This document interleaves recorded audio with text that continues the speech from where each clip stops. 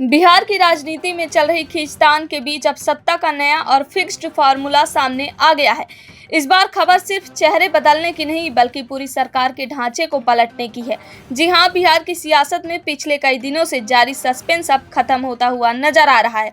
मुख्यमंत्री नीतीश कुमार के राज्यसभा जाने के फैसले के साथ ही बीजेपी और जेडीयू के बीच नई सरकार के गठन का फॉर्मूला सेट हो गया है। इस नए समीकरण के तहत बिहार में अब तक छोटे भाई की भूमिका निभा रही बीजेपी अब बड़े भाई के अवतार में नजर आएगी।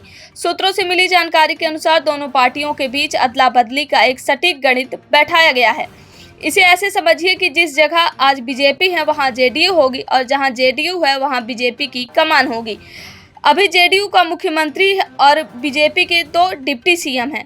नए फॉर्मूले के तहत अब बीजेपी का मुख्यमंत्री होगा और जेडीयू के 2 डिप्टी सीएम बनाए जाएंगे।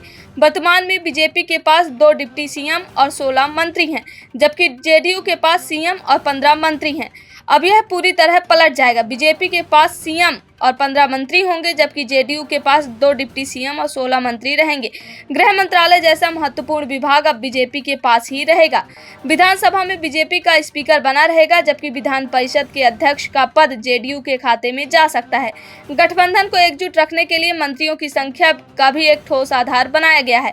सूत्रों के अनुसार 4.5 से 5 विधानसभा सीटों पर एक मंत्री पद देने का फॉर्मूला तय हुआ है।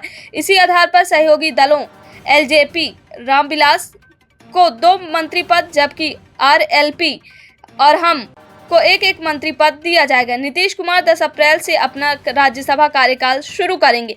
इससे पहले वे मुख्यमंत्री पद और विधान परिषद की सदस्यता से इस्तीफा देंगे। जेडीयू सूत्रों ने साफ किया है कि नीतीश कुमार केंद्र में मंत्री नहीं बनेंगे बल्कि राज्यसभा सदस्य के रूप में अपनी भूमिका निभाएंगे।